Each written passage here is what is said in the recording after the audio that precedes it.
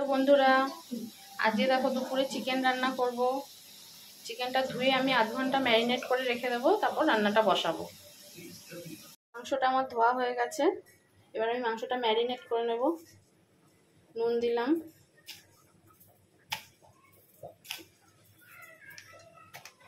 হলুদ দিচ্ছি,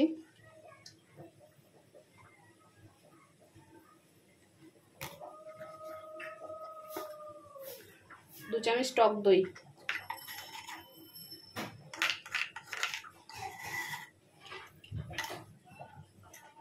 চিকেনটা ম্যারিনেট করা হয়ে গেছে। এবার আধ ঘন্টা আমি রেখে দেবো, তারপর রান্না করছি। প্রথমে চিকেনের আলুটা ভেজে নিচ্ছি, লাল করে চিকেনের আলুটা ভেজে তুলে নেব।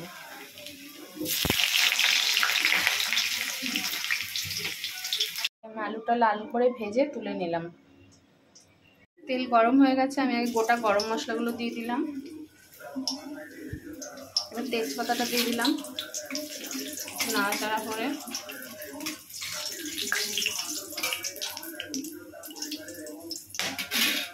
কেটে রাখা পেঁয়াজগুলো দিয়ে দেবো।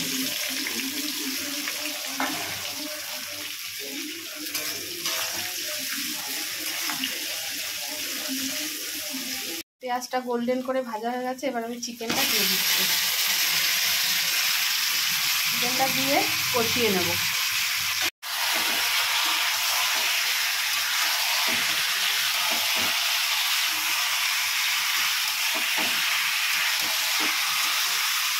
এর মধ্যে বেটে রাখা মশলাটাও দিয়ে দেবো, চিকেনের মশলাটা।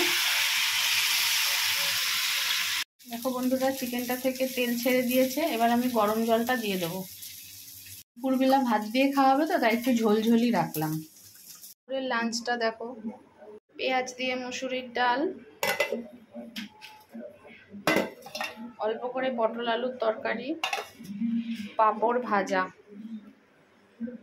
আর হচ্ছে চিকেন।